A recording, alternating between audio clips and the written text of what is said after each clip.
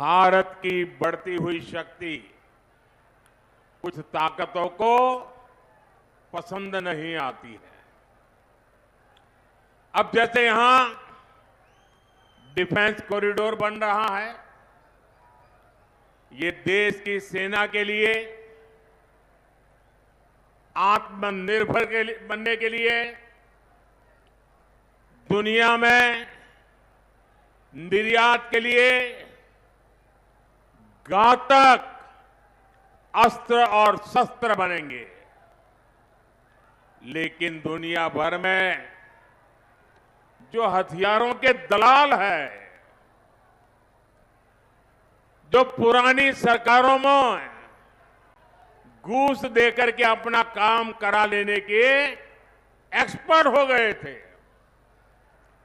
और पुरानी सरकारों में बैठे हुए लोगों को भी ये मलाई खाने को मिलती थी, उनको भी मजा आता था।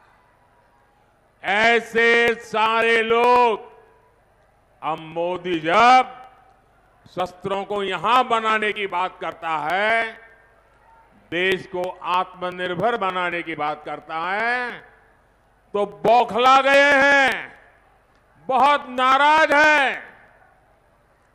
वो नहीं चाहते कि भारत की सेना आत्मनिर्भर बने, इसलिए वो मोदी के विरुद्ध एकजुट हो गए हैं। इन ताकतों को रोकने के लिए, देश के उज्जवल भविष्य के लिए, देश की सुरक्षा के लिए फिर एक बार बीजेपी एनडीए सरकार लाना बहुत आवश्यक है। भाइयों और बहनों, मोदी की गारंटी सबका साथ, सबका विकास की है, लेकिन सपा कांग्रेस के इंडी गठबंधन के लिए देश से भी पहले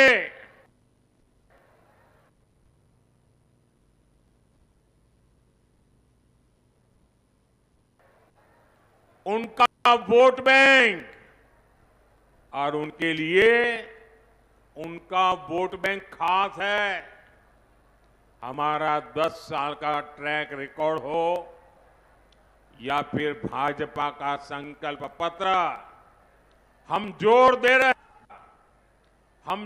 दे रहे हैं सैचुरेशन पर। कल्याणकारी योजनाओं का लाभ सबको मिले, पूरा लाभ मिले, बिना बिचौलियों को मिले, बिना रिश्वत को मिले, और जो हकदार है उस हकदार को अवश्य मिले। ये भाजपा का सैचुरेशन मॉडल है, क्योंकि जहां सैचुरेशन होता है वहां सभी हकदार को उसका हक मिलता है। हमारा सेक्युलरिज्म भी वही है कि बिना भेदभाव के लिए जो भी योजना जिसके लिए बने, बिना धर्म जाति भेदभाव सबको मिलना चाहिए। सच्चा सामाजिक न्याय भी यही है, जब आप बिना भेदभाव, बिना अपने पराए, बिना रिश्वतखोरी सबका हक पूरा करते हैं, तो इससे बड़ा सामाजिक न्याय क्या हो सकता है। और आपने देखा होगा, फ्री राशन हो, मुफ्त इलाज हो, पक्का घर हो, टॉयलेट बनाना हो, नल से जल देना हो, ये सारे लाभ हर लाभार्थी को मिले, बिना भेदभाव को मिले, ये मोदी की गारंटी है। अच्छा, मेरा एक काम करोगे? करोगे? सब लोग अगर हाथ ऊपर कर बताओगे तो मैं बताऊंगा। करोगे? पक्का करोगे? देखिए, मैं दिन रात मेहनत तो करता हूं और यहां उत्तर प्रदेश में मेरी हर योजना को नीचे ले जाने में योगी जी भी रात दिन मेहनत करते हैं। उनकी पूरी सरकार मेहनत करती है। फिर भी जब आप गांव में जाएंगे, इलाके में जाएंगे, सोसाइटी में जाएंगे, हो सकता है दो चार लोग ऐसे मिल जाए जिनको अब तक ये योजना नहीं पहुंची है। तो मेरा एक काम करेंगे, जिनकी योजना नहीं पहुंची है उनकी सूची बनाना और उनको कहना कि मोदी जी ने आगरा में आए थे, गारंटी दी है कि जिनका बाकी रह गया है तीसरे टर्म में उसका भी पूरा हो जाएगा। ये बता देंगे।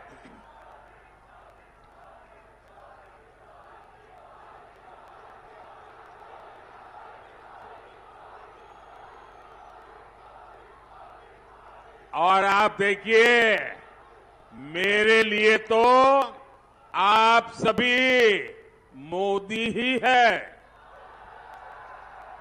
और इसलिए मेरी गारंटी आपके माध्यम से जरूर पहुंचेगी। साथियों, जब एक के बाद एक गरीब के सशक्तिकरण के हम काम कर रहे हैं, गरीब को गरीबी को परास्त करने के लिए मजबूत कर रहे हैं, एक ऐसा मॉडल है जिस मॉडल की आज दुनिया के लोग चर्चा कर रहे हैं, क्योंकि हमने जो रास्ता अपनाया है, हमने जो मॉडल अपनाया है, उससे आज देश में 25 करोड़ देशवासी जो गरीबी की जिंदगी जीते थे, वो गरीबी से बाहर निकले हैं। साथियों, मोदी हमारे देश में हमने तुष्टीकरण की राजनीति बहुत देखी है। तुष्टीकरण की राजनीति ने के देश को टुकड़े टुकड़ों में बांट के रख दिया है। तुष्टीकरण की राजनीति ने सच्चे और ईमानदारों के हक को डुबोया है और इसलिए अब मोदी तुष्टीकरण को समाप्त करके संतुष्टीकरण की ओर आगे बढ़ रहा है। हमारा रास्ता तुष्टीकरण का नहीं है, हमारा रास्ता संतुष्टीकरण का है। सबका साथ, सबका विकास, ये मंत्र भी उसी तुष्टीकरण का महामार्ग है। लेकिन सपा कांग्रेस का इंडी गठबंधन घोर तुष्टीकरण में जुटा है। 24 के चुनाव में कांग्रेस ने जो मैनिफेस्टो जारी किया है, उस पर 100%, और ये मैंने पहले ही दिन कहा था, आज नहीं कह रहा हूं, कांग्रेस के इस बार के मैनिफेस्टो पर 100% मुस्लिम लीग का छप्पा लगा हुआ है, मुस्लिम लीग की छाप है। कांग्रेस का पूरा मैनिफेस्टो सिर्फ वोट बैंक को मजबूत करने के लिए समर्पित है। हमारा मैनिफेस्टो देश को मजबूत करने के लिए समर्पित है। साथियों, आजादी के बाद से ही ये स्पष्ट हो गया है कि भारत में धर्म के आधार पर कभी भी आरक्षण नहीं दिया जाएगा। ये संविधान सभा में चर्चा करने के बाद तय हुआ है। संविधान सभा में जो चर्चा हुई थी, जिसको बाबा साहब आंबेडकर ने लिखा था, बाबा साहब आम्बेडकर की इच्छा थी। यही संविधान की मूल भावना है, यही सामाजिक न्याय है कि भारत में धर्म के आधार पर भारत का संविधान आरक्षण की सहमति नहीं देता है। लेकिन कांग्रेस एक ऐसी पार्टी है जो आए दिन बाबा साहब का अपमान करती है, संविधान का अपमान करती है और सामाजिक न्याय की तो धज्जियां उड़ा देती है, लीरे लीरे उड़ा देती है। इसी कांग्रेस ने कभी कर्नाटका में, कभी आंध्र प्रदेश में, कभी अपने घोषणा पत्र में बार बार धर्म के आधार पर आरक्षण की वकालत की। देश का संविधान, देश की अदालतें कांग्रेस को ऐसा करने से बार बार मना कर चुकी है। उनकी हर बात को देश के न्यायपालिका ने ठुकरा दिया है और इसलिए अब कांग्रेस ने पिछले दरवाजे से खेल खेलना शुरू किया है। एससी, एसटी, ओबीसी के आंख में धूल झोंक करके पाप करने के रास्ते बनाने का काम किया है। अब कांग्रेस ने ठान लिया है कि वो धर्म के आधार पर रिजर्वेशन लाकर रहेगी और इसके लिए कांग्रेस ने तरीका निकाला है। जो ओबीसी का कोटा है, 27% का जो ओबीसी का कोटा है, क्योंकि मैं भी उस समाज से आता हूं इसलिए मुझे उसकी पूरी बराबर जानकारी है।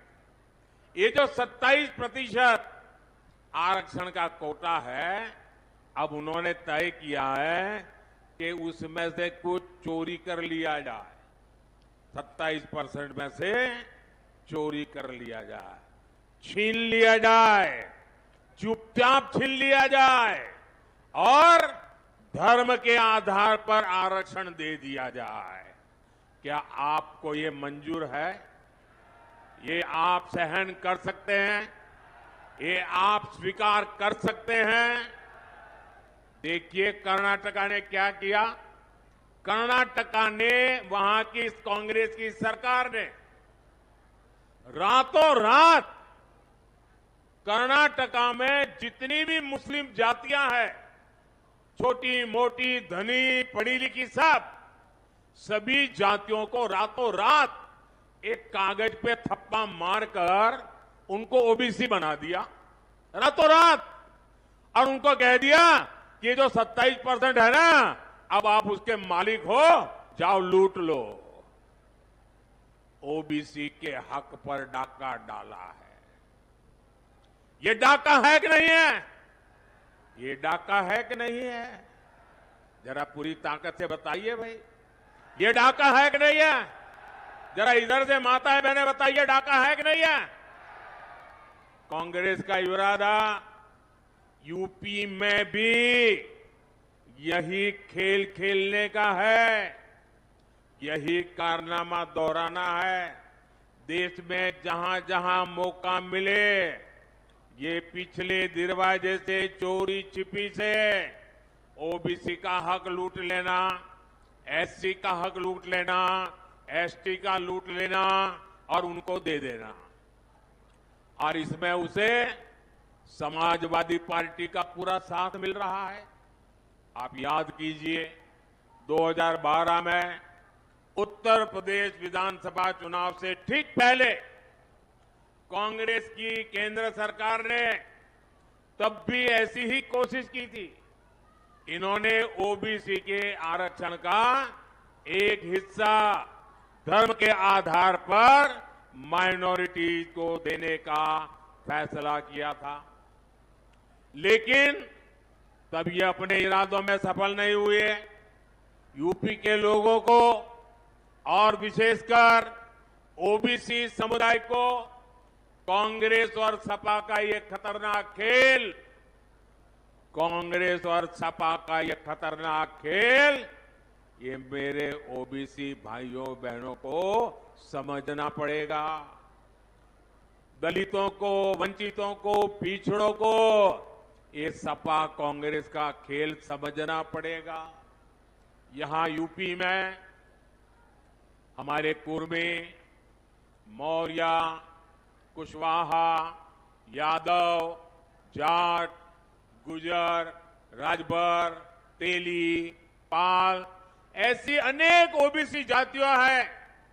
उनका हक है, भारत के संविधान के अनुसार हक है। तो इनसे छीनकर समाजवादी पार्टी और कांग्रेस अपने चहेते वोट बैंक को देना चाहते हैं। समाजवादी पार्टी अपने वोट बैंक की खातिर यादवों, पिछड़ों से ही सबसे बड़ा विश्वासघात कर रही है। तुष्टीकरण में डूबी समाजवादी पार्टी और कांग्रेस दोनों की एक ही प्रकार की सोच है। और यहां उत्तर प्रदेश में जो दो लड़कों में दोस्ती है ना, इसका भी आधार ये तुष्टीकरण की राजनीति ही है। दोनों मिलकर भाषण में तो ओबीसी ओबीसी करते हैं और पिछले दरवाजे से ओबीसी का हक छीनकर अपने वोट बैंक को मजबूत करने के लिए देना चाहते हैं।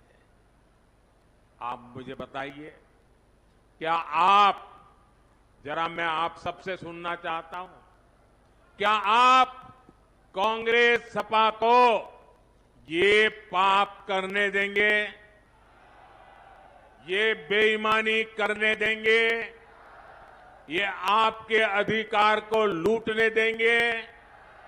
भाइयों और बहनों, योगी जी के मुख्यमंत्री बनने से पहले यहां इंडी गठबंधन वालों का नारा क्या होता था आप भूल गए होंगे, क्योंकि योगी जी के राज में ऐसा होता नहीं है, इसलिए आप भूल गए हो। मैं जरा याद कराना चाहता हूं, उस समय नारा क्या था? जो जमीन सरकारी है, जो जमीन सरकारी है वो जमीन हमारी है। था कि नहीं था ऐसा नारा? ऐसा नारा लगता था कि नहीं लगता था? और लखनऊ में जो बैठी थी ना सरकार, वोट बैंक वाली सरकार, उनका आशीर्वाद रहता था। ये योगी जी की सरकार आई तो ऐसे लोगों को सही जगह पर पहुंचाया।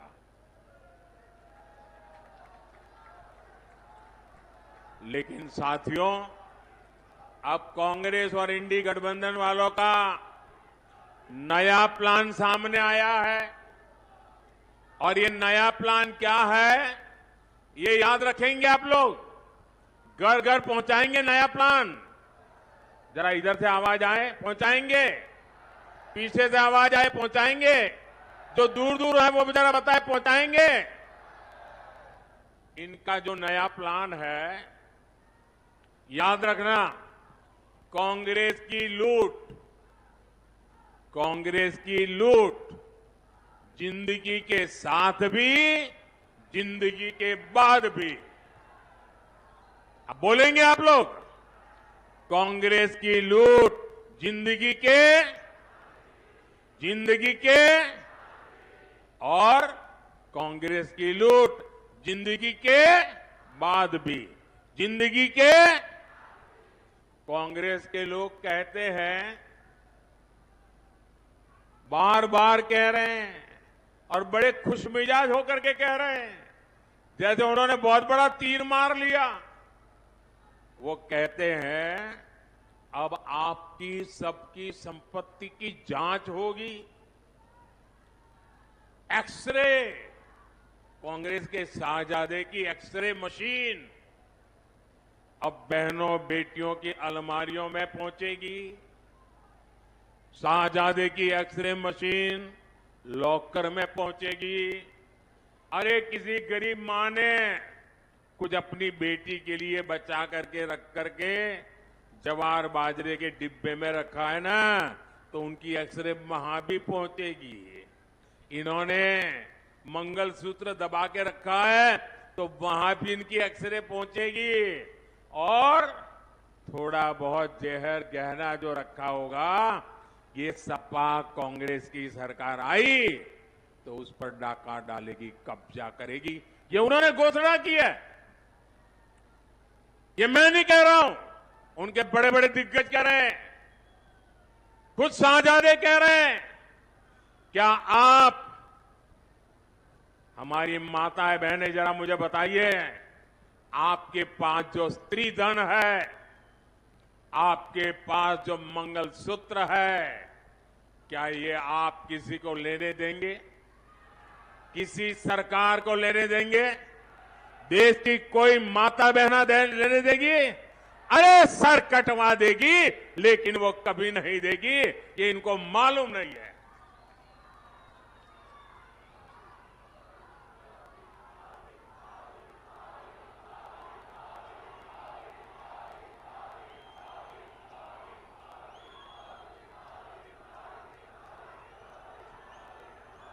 साथियों, आपसे आपकी संपत्ति छीनने की कांग्रेस और इंडी गठबंधन की योजना सिर्फ इतने पर नहीं रुकती है। अब कांग्रेस सपा वाले इंडी गठबंधन का कहना है कि वो आपकी विरासत पर भी लूट करेंगे। आपकी विरासत का मतलब है, दादा दादी ने जो मेहनत करके बचा के बेटे को दिया है, आपके पिता ने मेहनत करके कुछ बचा करके आपके लिए रखा है। जिस दिन वो नहीं रहेंगे तो फिर ये इंडी गठबंधन, कांग्रेस गठबंधन ने घोषणा की है कि वो आपके परिवार के लोगों को मिलने से पहले 55%, आधे से ज्यादा सरकार उस पर कब्जा कर लेगी। बाकी बचा वो आपके नसीब में आएगा। बताइए, आपके माता पिता की मेहनत को आप लूटने देंगे क्या? यानी आज जो संपत्ति आप आने वाली पीढ़ियों के लिए जोड़ रहे हैं, आपके बाद उस पर भी ये लोग आधे से ज्यादा टैक्स लगा करके लूटना चाहते हैं। अब मैं समझाता हूं। मान लीजिए आपने अपने बच्चों के लिए 4 कमरे का घर बनाया है, तो आपके बाद सिर्फ 2 कमरे आपके संतान को मिलेंगे। 2 कमरे कांग्रेस सपा की जो सरकार बनेगी, वो सरकार उसको हड़प कर लेगी। मान लीजिए आपके पास 10 बीघा खेत है, तो 5 बीघा ही आपके बच्चों को मिलेगा, बाकी कांग्रेस सपा की जो सरकार है वो हड़प कर लेगी। आप अपनी संपत्ति क्या कांग्रेस सपा के भ्रष्ट पंजे के हाथ में जाने देंगे? जरा पूरी ताकत से बनाइए, मुद्दा बड़ा गंभीर बनता जा रहा है। जाने देंगे? आपको गुस्सा आ रहा है कि नहीं आ रहा है? साथियों, एससी, एसटी, ओबीसी के हक पर डाका डालने और बहनों के मंगलसूत्र पर नजर डालने से पहले जरा इंडी गठबंधन वालों, ये दीवार पर लिखा हुआ पढ़ लो और कान खोलकर सुन लो। जब तक मोदी जिंदा है,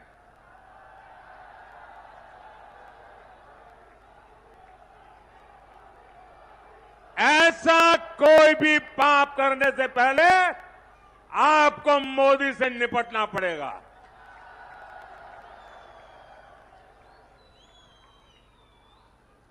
हमारा संकल्प है, जो भ्रष्टाचारी है उनकी जांच होगी। जिन्होंने गरीबों को लूटा है वो लूट का पैसा गरीबों को वापस मिलेगा। ये जो भ्रष्टाचारी है, इनके पास जो लूट का पैसा है निकल रहा है, जो बंगले गाड़ियां जब्त हो रही हैं, ये जनता को कैसे लौटाया जाए, इस पर मोदी तेजी से काम कर रहा है, रास्ता खोज रहा है। ये माताओं बहनों की बचत पर नजर गड़ाए हुए हैं, लेकिन मोदी माताओं बहनों को संपत्ति का हकदार बनाने में मैं आपका चौकीदार बन के खड़ा हूं। बीते 10 वर्षों में मोदी ने 4 करोड़ पक्के घर बनाए हैं। इनमें से 3 करोड़ से अधिक पक्के घर माताओं बहनों के नाम मिले हैं। ये मेरी माताओं बहनों की ताकत है। मोदी ने बहनों के जनधन बैंक खाते खुलवाए ताकि सरकारी लाभ का सीधा पैसा घर की माता बहन के खाते में जाए। और अब मोदी की गारंटी है कि 3 करोड़ बहनों को, आंकड़ा याद रखिए, 3 करोड़ बहनों को लखपति दीदी बनाया जाएगा। आज देश का युवा आत्मविश्वास से भरा हुआ है, आशावान है, सामर्थ्यवान है, कर्तृत्ववान है, और मुझे मेरे देश के युवाओं पर नाज है। मैं दुनिया में जाता हूं ना, तो मुझे लोग पूछते हैं, मोदी जी इतने बड़े बड़े काम, इतने बड़े बड़े सपने। मैंने कहा इस सपनों की ताकत मुझे मेरे देश के नौजवानों से मिलती है, उनके सामर्थ्य से मिलती है। आज देश में नए नए अवसर बन रहे हैं, नए नए सेक्टर खुल रहे हैं। युवाओं की हर आकांक्षा का ध्यान हमारी सरकार रख रही है। युवाओं की सहायता के लिए मुद्रा लोन है, स्किल इंडिया मिशन है, स्टैंड अप इंडिया मिशन है। हमारी नौकरियों में गैर जरूरी इंटरव्यू खत्म कर दिए। हमने स्थानीय भाषाओं में परीक्षाओं का प्रावधान किया। हमने सरकारी व्यवस्थाओं को फेसलेस बना दिया। साथियों, दूसरी तरफ कांग्रेस है, जिसने आजादी के बाद से ही भाई भतीजावाद को बढ़ाया, युवाओं की क्षमता को बर्बाद किया। अभी इसका ताजा प्रमाण मिला है, आप जरा सुनिए और लोगों को बताइए। शायद आज आपने अखबारों में भी पढ़ा होगा, ताजा प्रमाण मिला है। हमारे पड़ोस में राजस्थान में, वहां कांग्रेस की सरकार थी।